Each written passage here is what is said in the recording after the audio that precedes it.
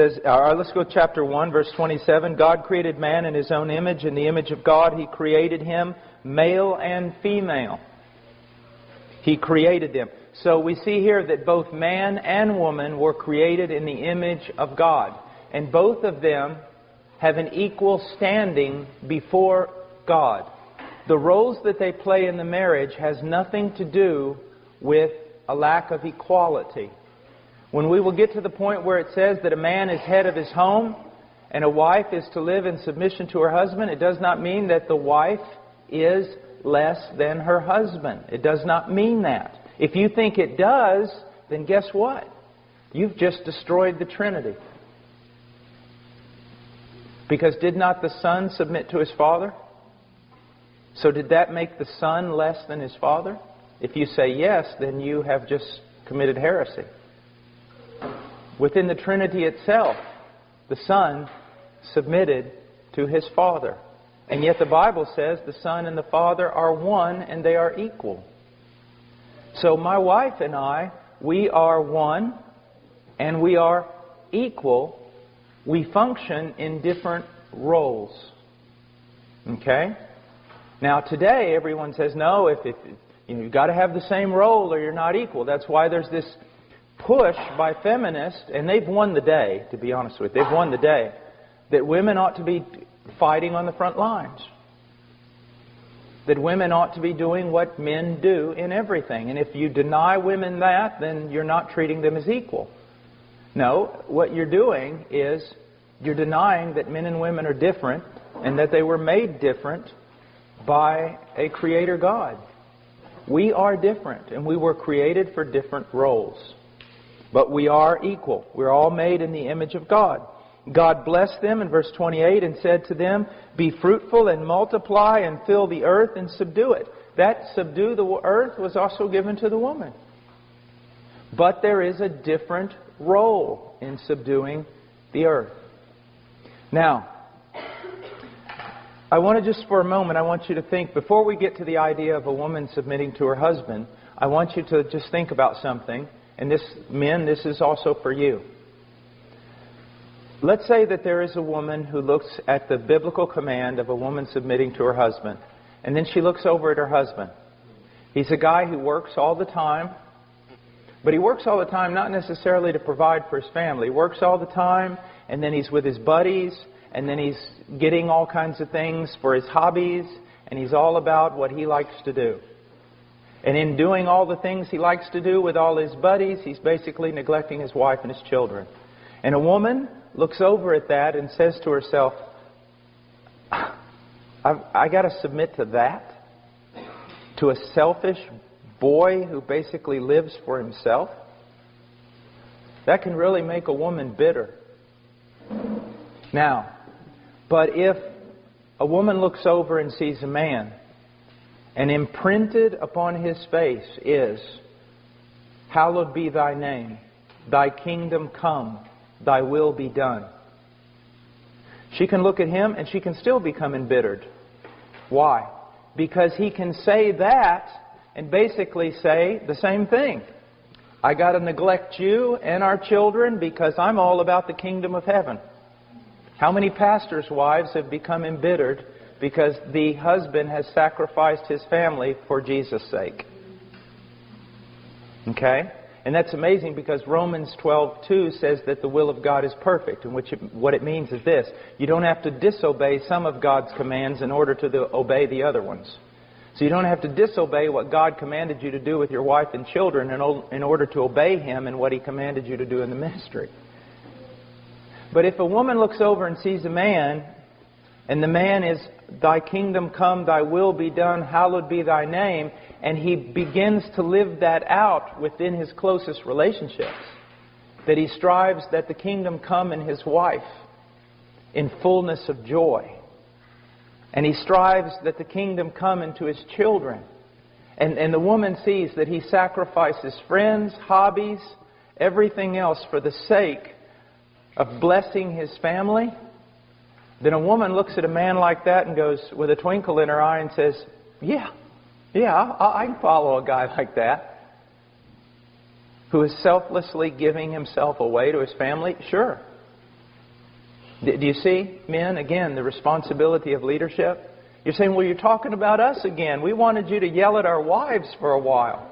But see, again, if you're going to be, you know this, some of you men are over other men. You have jobs that place you over other men. If those men that are under you mess up, the boss doesn't go talk to them, does he? He talks to you.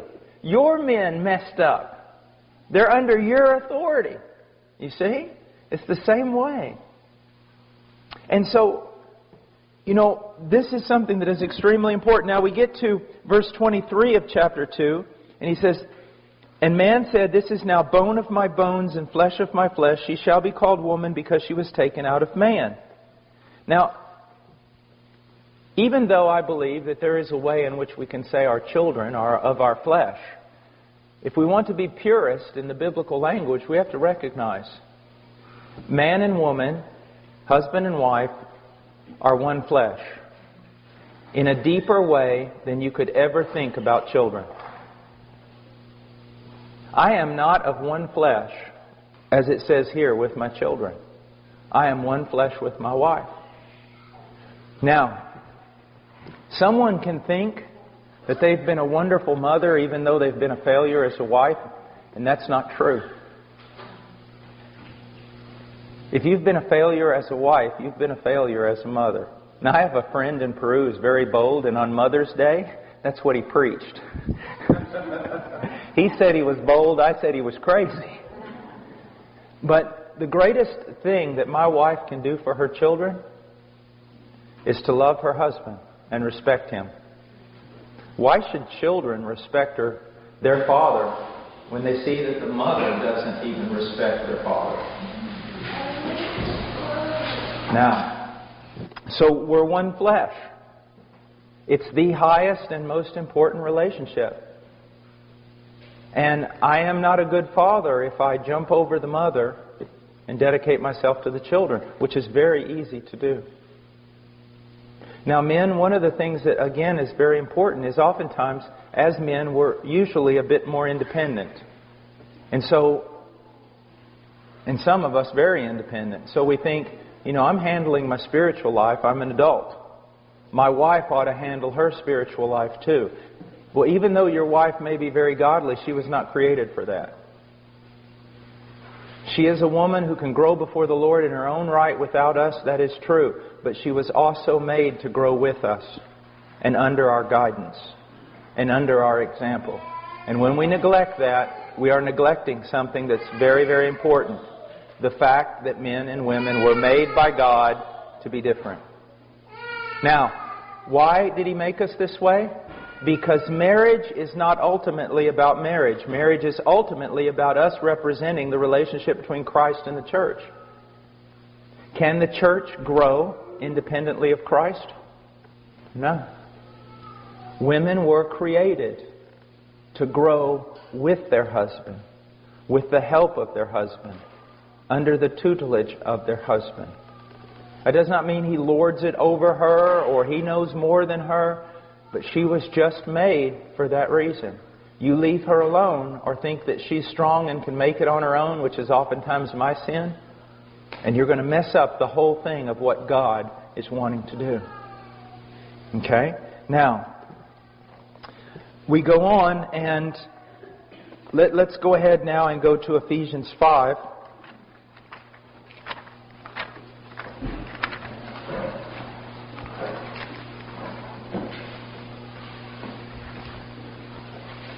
In verse 22, well, let's go to verse 21. And be subject to one another in the fear of Christ. So that's, believers are to be subject to one another in the fear of Christ. Wives, be subject to your own husbands as to the Lord. Now, a lot of people will look at this and say, oh, what he's really talking about, because of verse 21, is that there ought to be a mutual submission. And by saying that, they cancel out submission altogether. If there's mutual submission, then what do you do when there's a disagreement? And how can there be headship and leadership in mutual submission? What you need to understand is that Paul is laying out something for us that's very important. In verse 21, he's talking about believers, that there should be a sense of mutual submission. For example, if I come to you and show you with the Scriptures something that's wrong in your life, you need to submit to it. And if 3 weeks later you come to me and show me something that's wrong in my life, what should I do? Should I say, well, I'm an elder and I don't have to submit to you? Absolutely not. If you can show me in Scripture, there is mutual submission. Do you see that? Iron sharpening iron, brother sharpening brother, sister, sister. That's very important. So in the church, there's mutual submission. Then he comes to marriage, and he says, wives, be subject to your own husbands. Then he comes to children in 6:1, and he says, children, obey your parents. And then he's going to go on, and he's going to talk about slaves, which in our terminology would be employees. Submit to your employer. And so he's telling us something of the way we should function in society. That in the body we should submit to one another. When we go to Peter, though, we also learn that we ought to submit to our elders when they're functioning according to the Scriptures and can show us with the Scriptures. We learn from Romans 13 that we ought to submit to the government. We ought to pay taxes and things like that. Well, here we're learning that in the context of the family, wives, be subject to your own husbands as to the Lord. You do it for the sake of the Lord. Now, let me just show you a practical way in which this works. Let's say that a big decision has to be made in our family. And I look at that big decision. I don't just make the decision. Say, well, I'm the boss. No. What I do is, my most trusted counselor with decisions regarding my family should be my wife. So we have to make this big decision. I go and talk to my wife. I want to hear what she has to say. And if we're in agreement, bam, okay, let's make the decision. If we're not in agreement, it doesn't mean, if we're not in agreement, it doesn't mean that, my wife's not in agreement, so I'm not going to make the decision. But what it does mean is this. If she's not in agreement, that's a real red flag for me. I mean, she's my most trusted counselor in the family. So if we're not in agreement, a red flag goes up for me. And what I'm going to do is I'm going to postpone that decision if I can. So that she and I can pray together, talk about it more until we come to unity. And when we come to unity, I'll make that decision. But now, if the decision has to be made and we can wait no longer, as the head of my family, it's my job to make that decision. And if I am right and my wife is wrong, I do not gloat over her. And if she is right and I'm wrong, she does not gloat over me, ladies. Dear sisters, there's something that you need to recognize. Your husband is going to be judged more severely than you. When he's wrong, you should not gloat over him. You should be brokenhearted. Because he's going to be called to account for the wrong decision he has made. You need to be praying for him. His is a fearful, fearful job. Even though he may not know it. Even though your husband may just make decisions nonchalantly because he really hasn't learned the fear of the Lord, you need to pray that he does. And when he makes a wrong decision, you really need to be a blessing to him.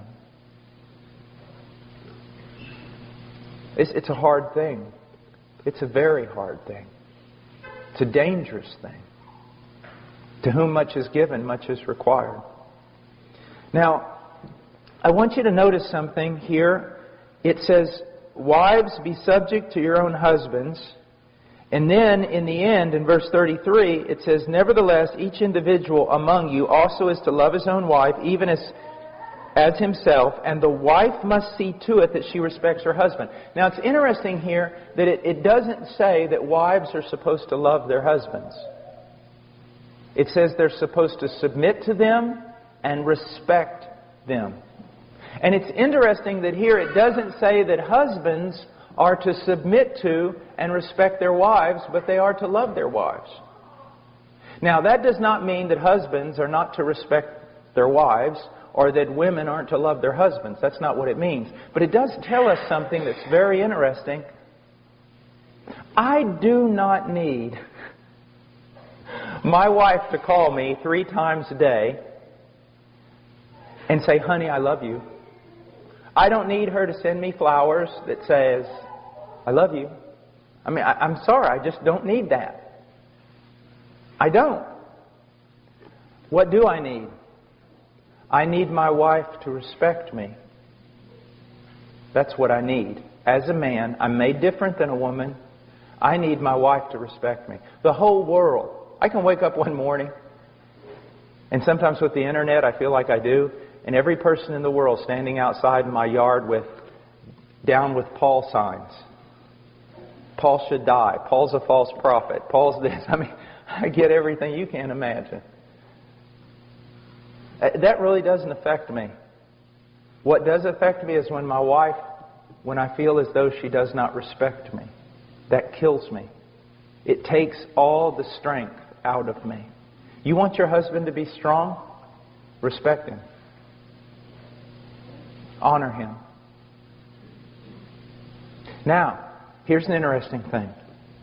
But it does say that the husband should love his wife. What does the wife need? Constant reminders of that she's loved.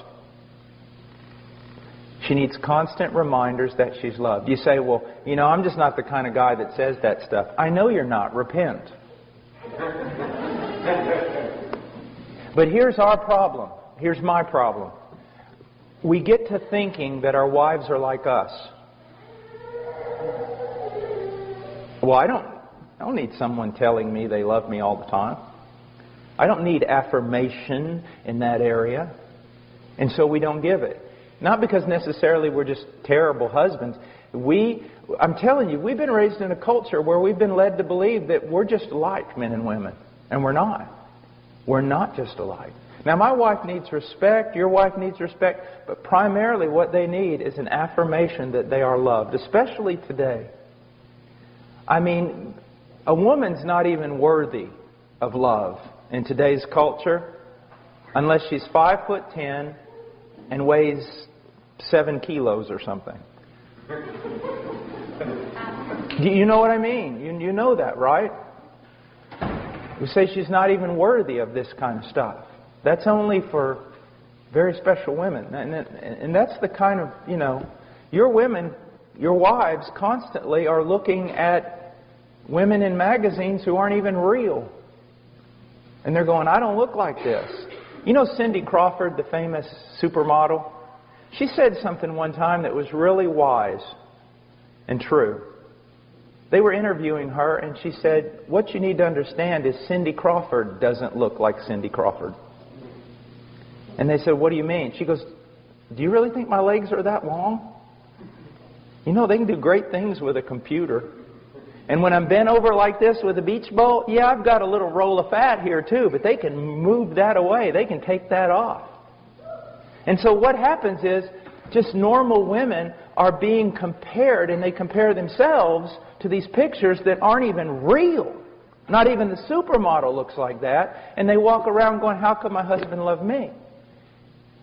And then, if they walk in the living room and the husband is watching a television show where the women do look like that, don't think, man, that doesn't impact your wife negatively. That it doesn't make her think again, am I even loved? So we need different things. We need different things. Now, there's a whole... What's amazing about this passage is it only really tells the woman, just be submissive to your husband and respect him. And the whole chapter is about men and how they're supposed to die to themselves and love their wives as Christ loved the church. So, again, we see that the greater responsibility is where? It's upon the woman. Upon the man. It's upon the man. Now, I want us to look over, like I said, this is so full of truth. It's unbelievable. But we just don't have time to catch everything. I want us to go over for a second to 1 Timothy chapter 2, verse 9.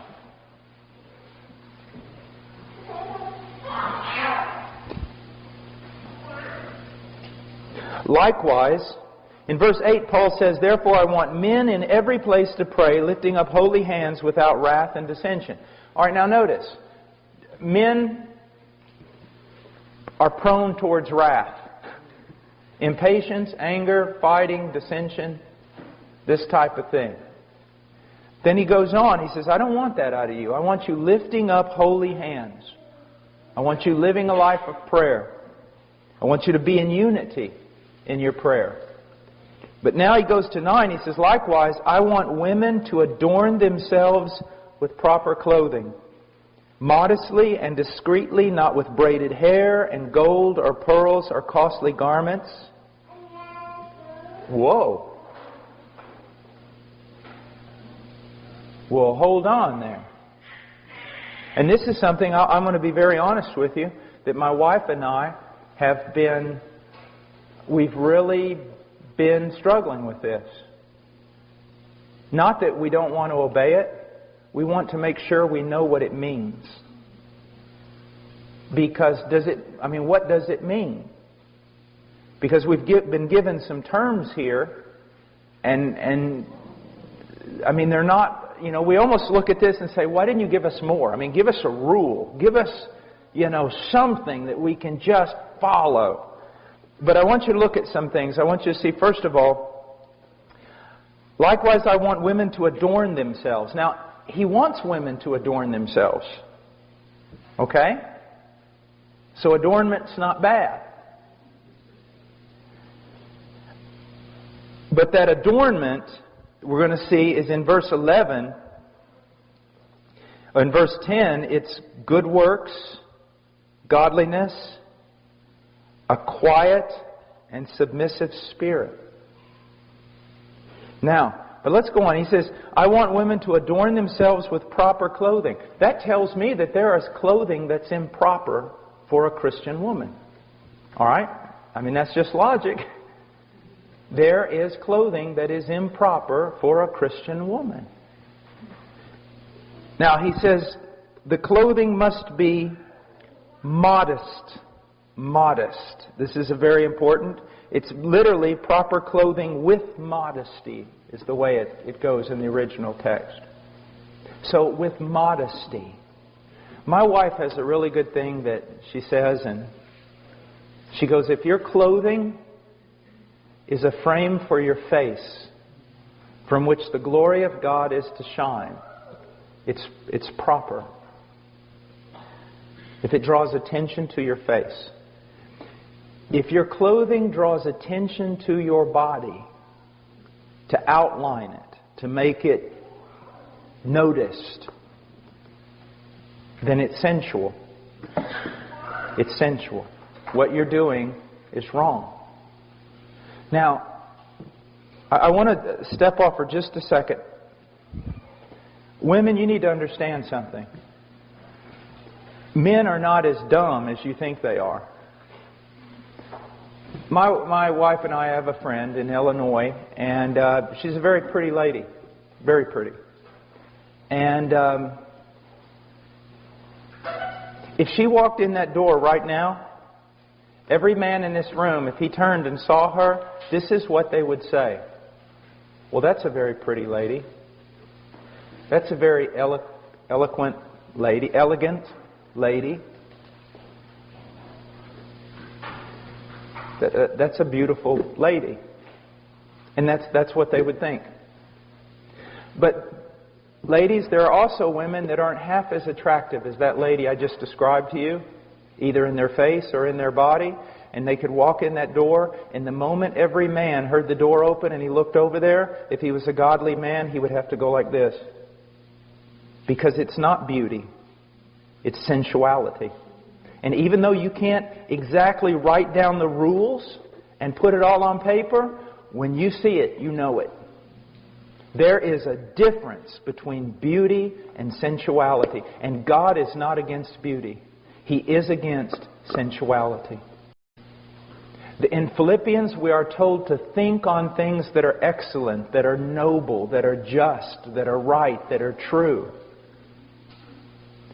The way a woman carries herself and the way she dresses ought to promote the following types of words: modesty, discretion, wisdom, beauty, elegance, refinement, but not sensuality, luxury, extravagance. You know, extravagance, ladies, is when your husband wants you to take off your earrings so he can make them into lures to catch northern pike.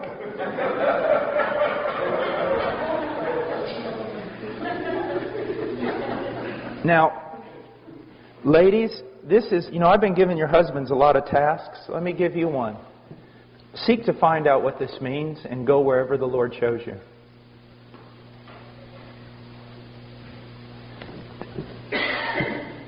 There is nothing more attractive than a woman who has this look of wisdom and discretion and nobility and simplicity. Simplicity. It's just a simple beauty about her. Now, I was teaching in Romania, I guess it was about 2 years ago, and I was at a university. I think it was Brașov, University of Brașov, I think, or something. And it was Europeans, just European techno-punk kind of stuff, All these all these college students come in there and everything. There's a whole room full of them. And there was a bunch of girls there at the bottom of the auditorium in the first rows, purple hair, nails through their nose, just stuff like that, And I looked at them, and I didn't get angry. It just really broke my heart. You just look at these little girls, and you think, oh, Lord, where is their father? What's happened? And this is what I did. I looked at them and I said, how many of you have seen the movie Pride and Prejudice? BBC, or the recent one with Keira Knightley, or how many of you have ever seen that? Or seen Sense and Sensibility? Those two movies.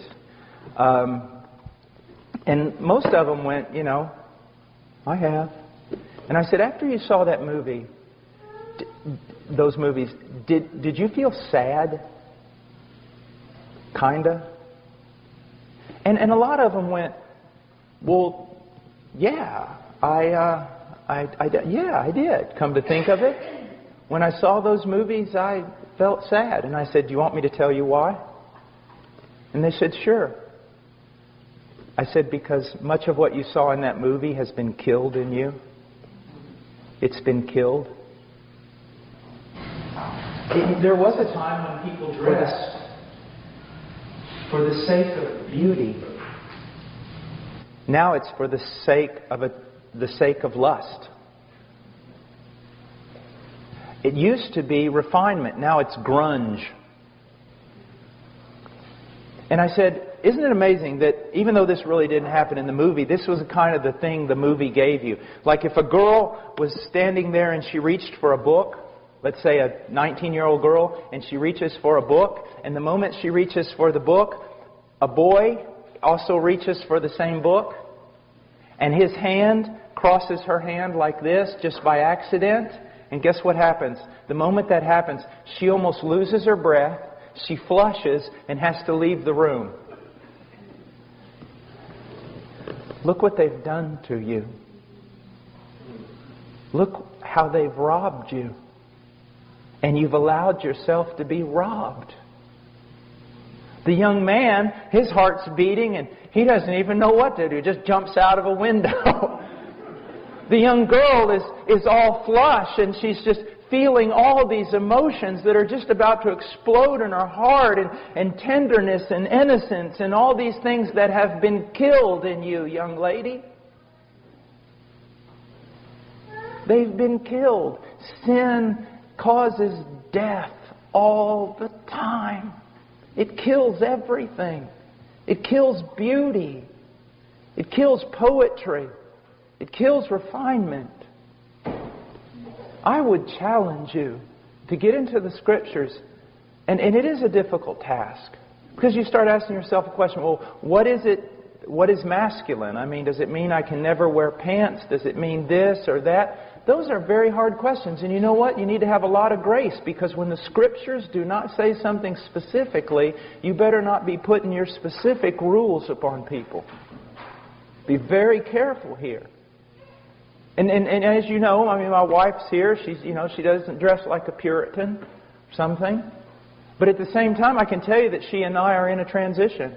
Because we've honestly, you get around to trying to look at different aspects of your life. And one of the things is, what is it supposed to look like to be a feminine, beautiful woman with discretion and wisdom and nobility?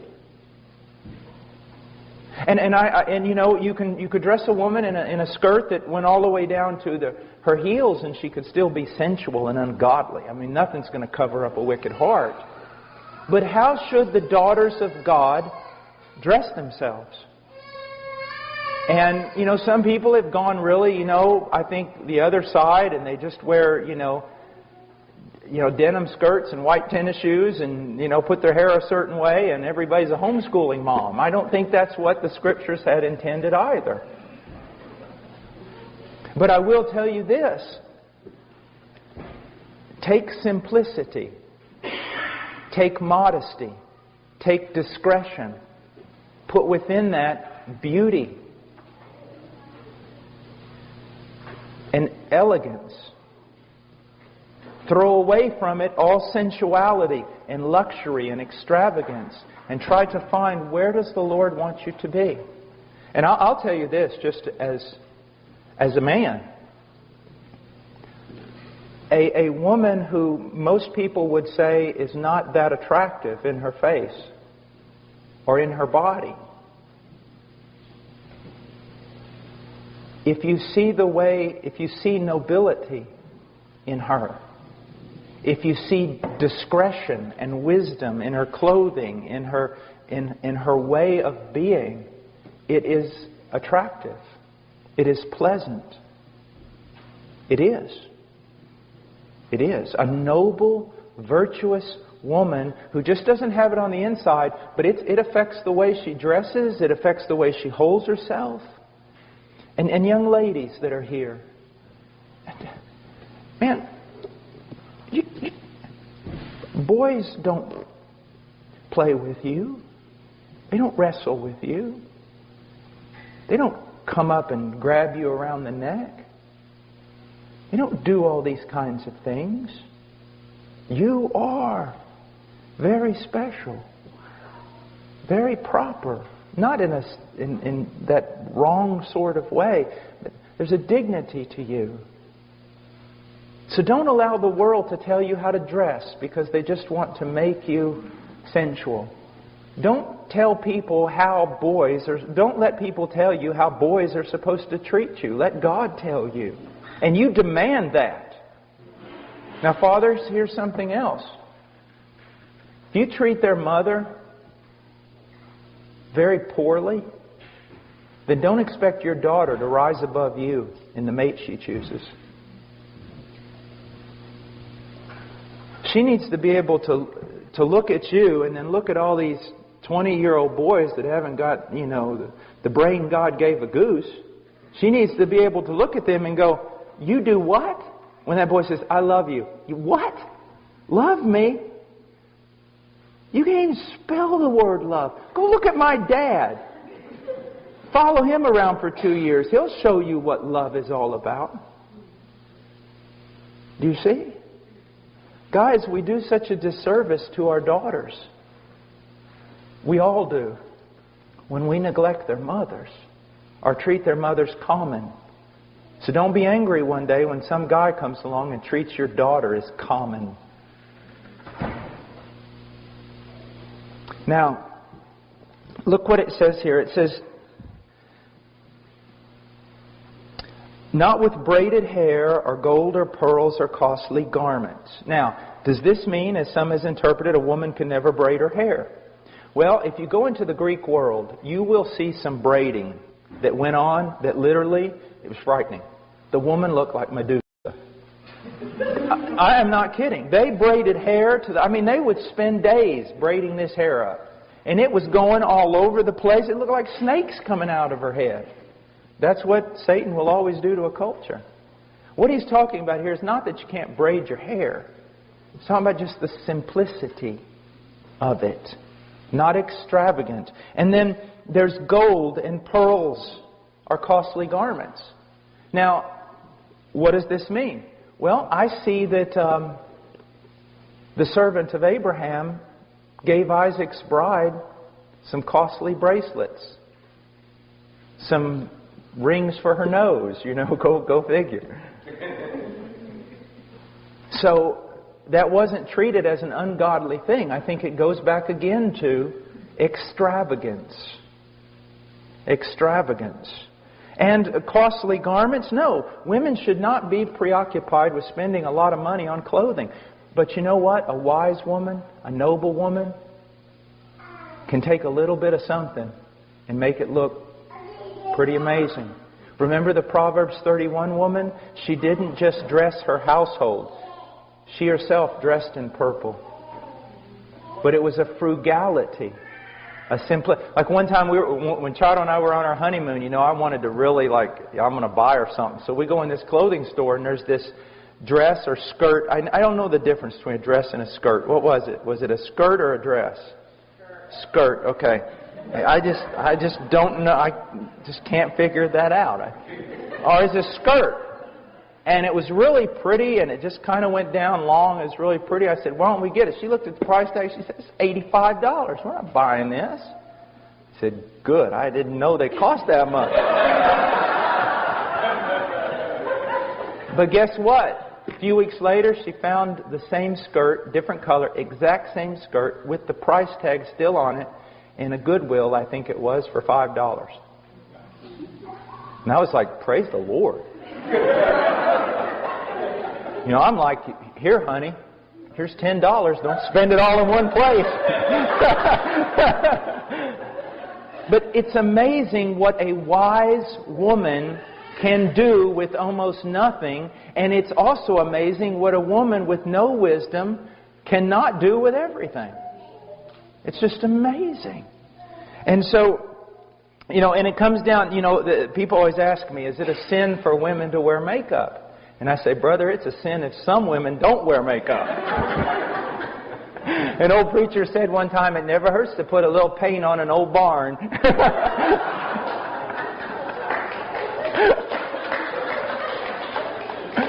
But now, here's the point again.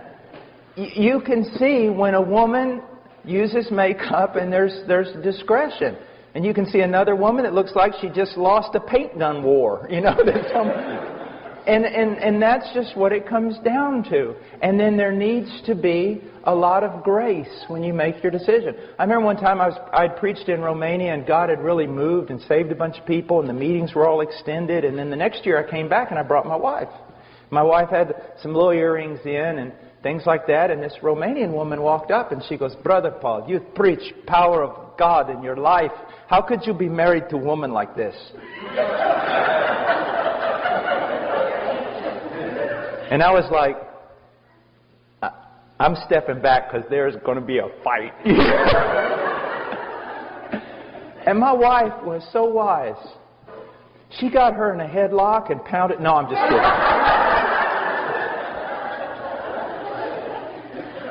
This lady who said this was about 25, 30 years old, 25. And she looked just haggard. But, in her face you could see she was an attractive lady, but she was just haggardy. Just morose. And my wife goes, do you have a picture of yourself? The lady goes, yeah. Before I was converted. Charles said, can I see it? Lady said, yeah. Charles looked at the picture, and it was a vibrant young lady, smiling, happy. Charles looked at it, and she gave her back the picture, and she said, you know, I liked you better when you were lost. And then she came back to her and said, is this what Jesus does to a person?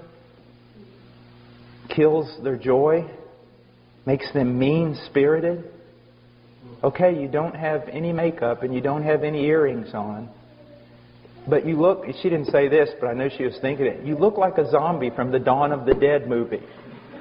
You know, the fact of the matter is, this woman was in bondage. She had decided that she should wear longer dresses, and I think that's wonderful. And she had decided that you need to be very careful. I think that's wonderful. But look what she didn't have. She didn't have the good works as is proper for women making a claim to godliness. She didn't receive instruction well, and she wasn't submissive, and she didn't have a quiet. There was just no joy. There was no fruit of the Holy Spirit. So see, you can go through your wardrobe and decide what's decent and what's not, but if inside your heart is not right, you can't cover up your sin. You can't. Now, I want us to look over at 1 Peter chapter 3.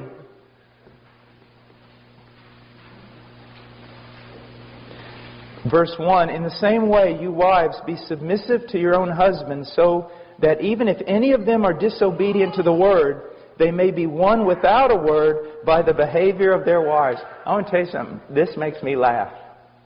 You think God isn't all wise? God, look what He says.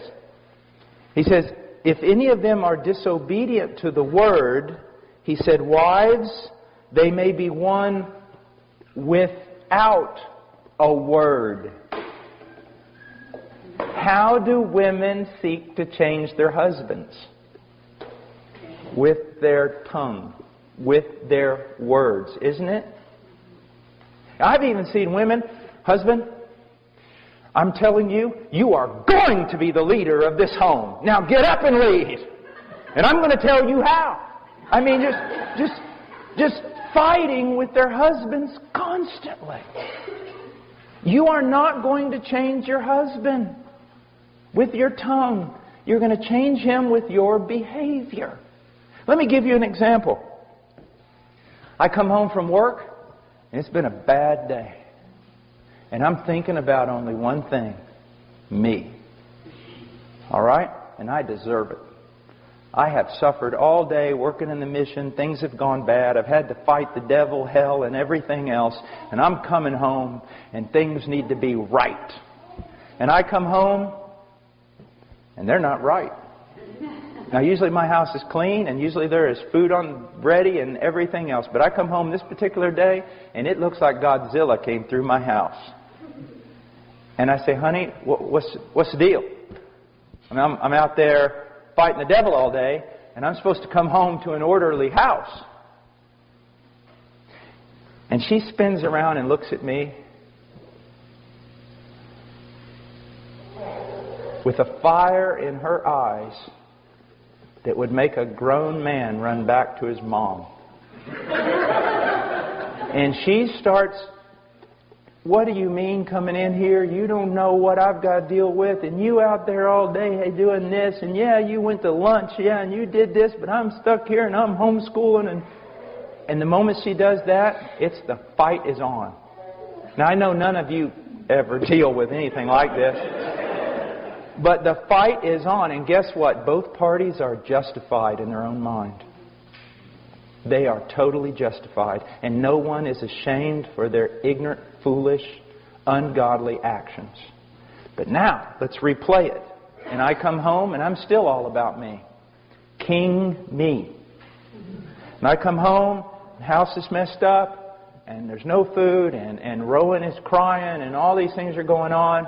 And I say, look, I mean, I'm out there all day, preaching the gospel, doing things. At least I could come home and have a little peace. I'm making this up because I never do things like this. And my wife turns around and she goes, Paul, I am so sorry. Some sisters, one sister has, I've been on the phone almost all day trying to figure out a problem with a sister in the church, and Rowan is sick, and I've just had to let things go. And I'm sorry, just give me time and I'll get things in order. When she does that, this is what I do.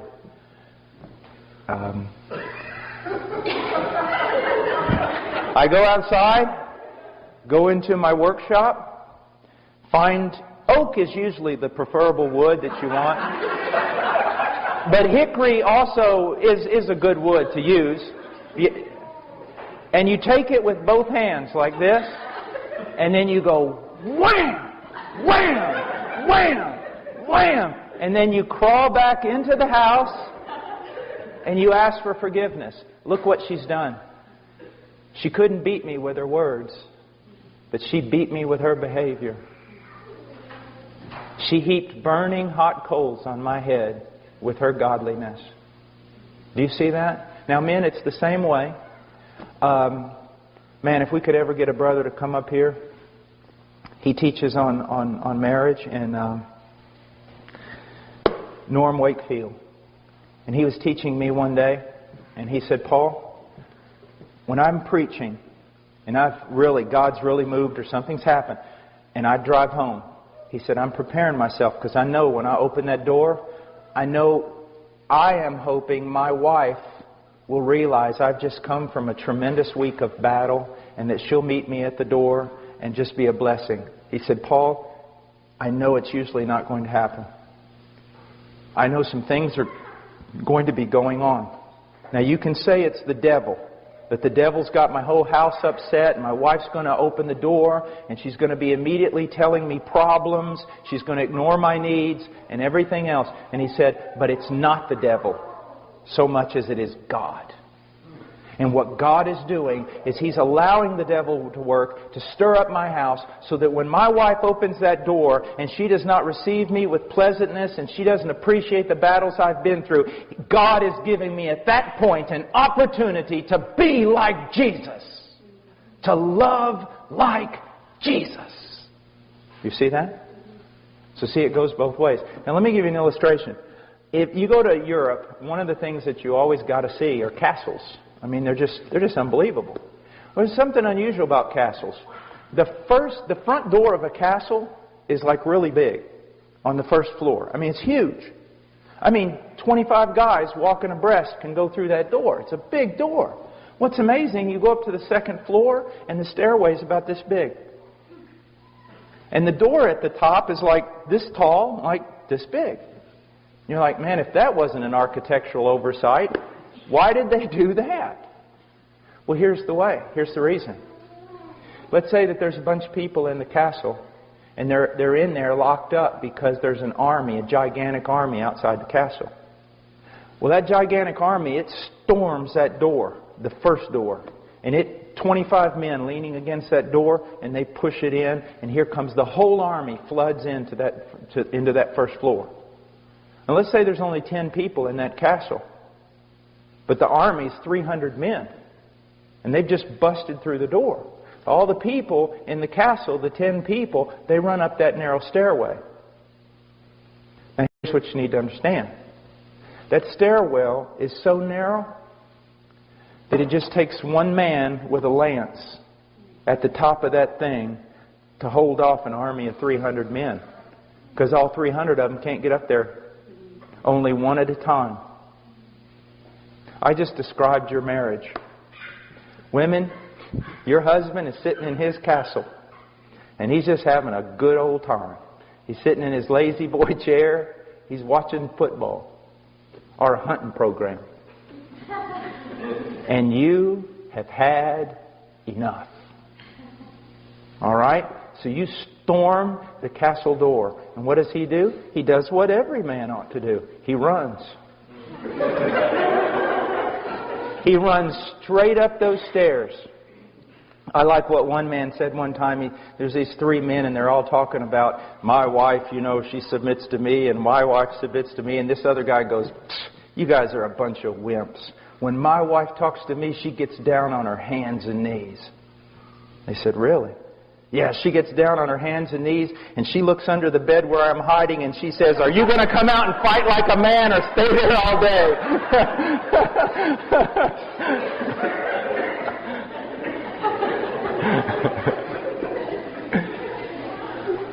But here's the thing, wife, your husband sees you, sees that double-edged sword coming out of your mouth, and he runs up, and he's got his lance, and you coming up that stairwell. And you're coming up that stairwell fighting with him. That tongue of yours is moving like a weed eater. And the whole time you're giving him the rights. You're just telling him the way it ought to be. The whole time you're doing that, you're also praying. God, why don't you help me with this man? God, why don't you help me with this man? God, why don't you do what you need to do? Why don't you change this man? God, I can't understand. And every time you say, God, why don't you help me with this man? God's going to get out of the way. And you're like, oh, I'm not getting out of the way. And you just keep fighting. God, why don't you get up here and help? God goes, there's room for only one. Get out of the way. And you won't get out of the way. Because you'd rather just wag that big dangerous tongue of yours than you would get out of the way. I thought about writing a book. I'm still thinking about writing a book to wives on how to act in such a way so that God will kill your husband. I'm just afraid it'll be a bestseller and we'll have a lot of men dying. But you remember what God says? In Romans 12, give place to the wrath of God. Get out of the way. It says, don't deal with your enemies. Don't fight fire with fire. If someone does evil to you, don't do evil back. Just get out of the way. And what God is telling a woman is this.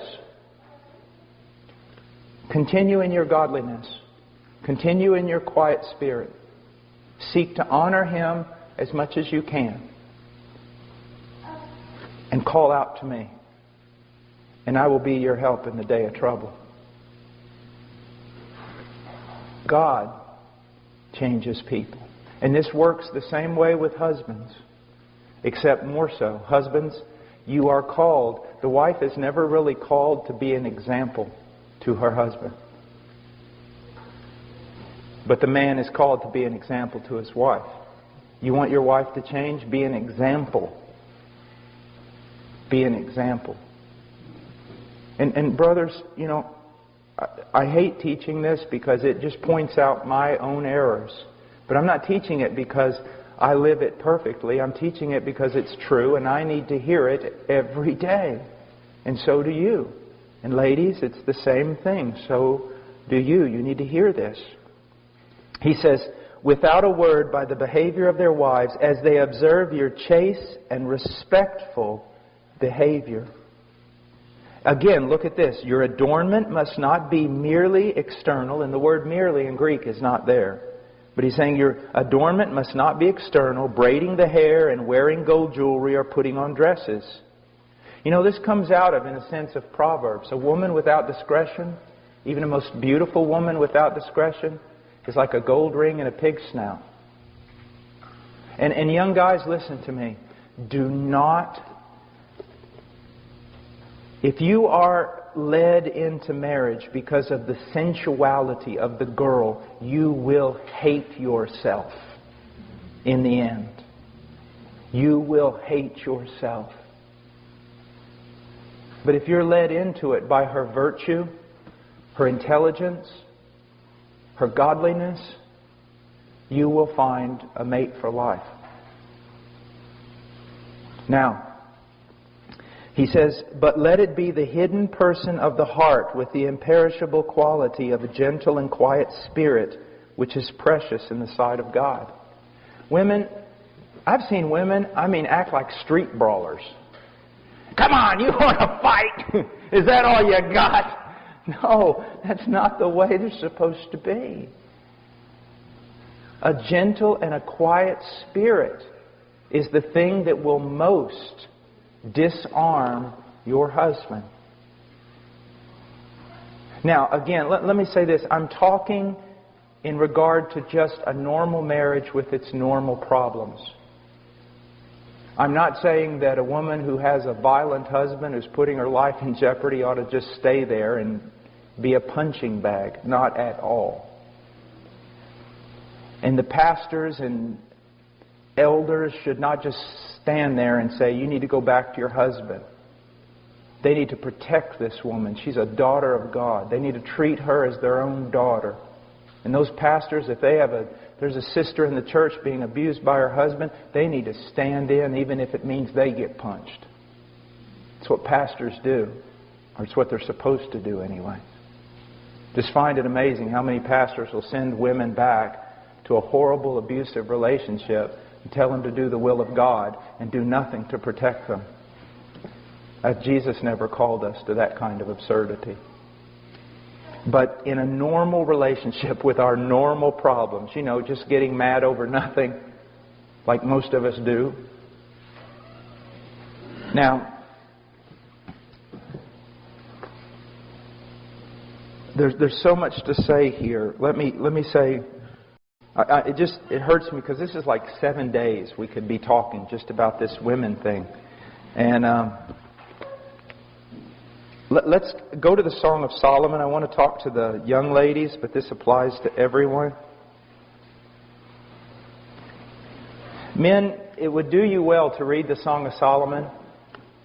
It would do me well because of all the beautiful things that is said here that to us seem just too goofy. But it's just because as men we're just so hardened. Look at the things that are found in the Song of Solomon.